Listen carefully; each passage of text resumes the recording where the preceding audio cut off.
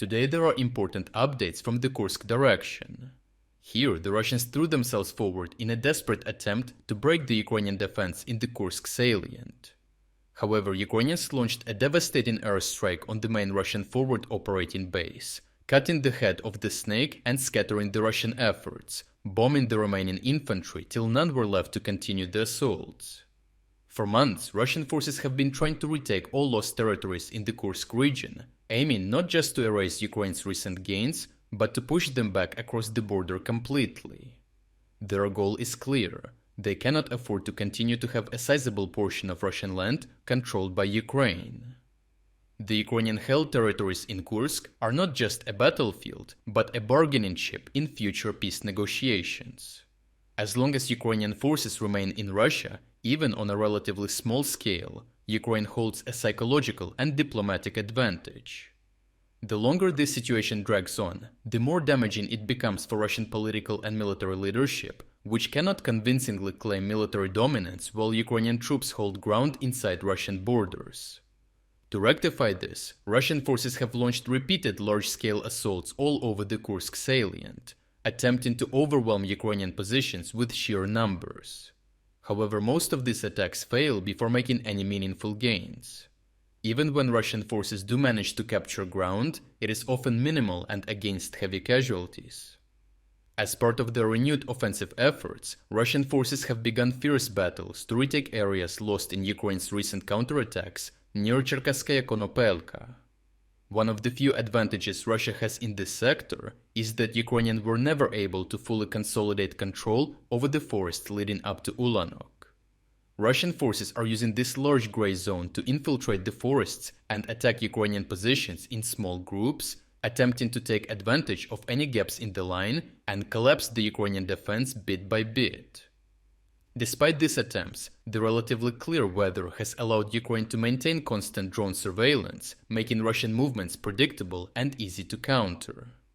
Second, the frozen winter ground complicates Russian efforts to dig new positions closer to Ukrainian lines, shrink the large gray zone, and advance their area of control.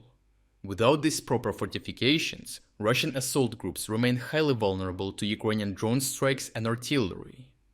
Ukrainians capitalized on these weaknesses, launching devastating attacks from the air against Russian troops attempting to advance, with Ukrainian Vampire and Baba Yaga drones constantly hunting enemy forces with various drone-dropped munitions. One recent drone operation detected 4 Russian soldiers moving toward cover inside a building. However, before they could secure a safe position, a Vampire hexacopter struck, dropping a TM-62 anti-tank mine on their hideout. The powerful explosion obliterated the building and everyone inside, cutting off another Russian assault attempt before it could even begin. In another highly successful operation, Ukrainian reconnaissance drones geolocated a Russian forward operating base, tracking troop movements and vehicles as they prepared for a more coordinated assault. Using this intelligence, Ukraine launched a missile strike, targeting the command post directly with several cluster munitions. The missile strike inflicted heavy losses, throwing Russian assault plans into disarray, losing coordination and leaving them to only launch disorganized small infantry group assaults instead.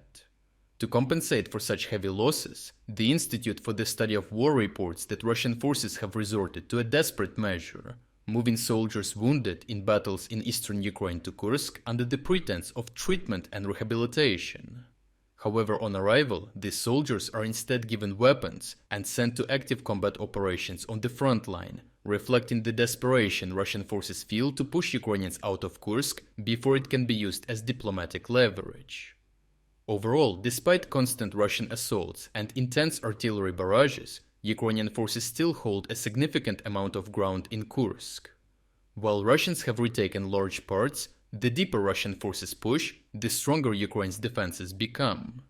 The current Ukrainian positions have withstood months of attacks, and with Russia's declining assault capabilities, dwindling reserves, and constantly disrupted command structure, it is clear that their goal of retaking the Kursk salient is slipping further out of reach. If you are against the invasion of Ukraine and you want to support the work that I am doing, consider subscribing to our own independent news website. Here you can find our exclusive strategic insights, comprehensive overviews of all fronts, and regular tactical analysis videos. By subscribing, you will not only show your support for this channel, but also help and defend independent journalism. The link to our website is in the description. Thank you for watching this report, and I appreciate everyone who stepped up to join us.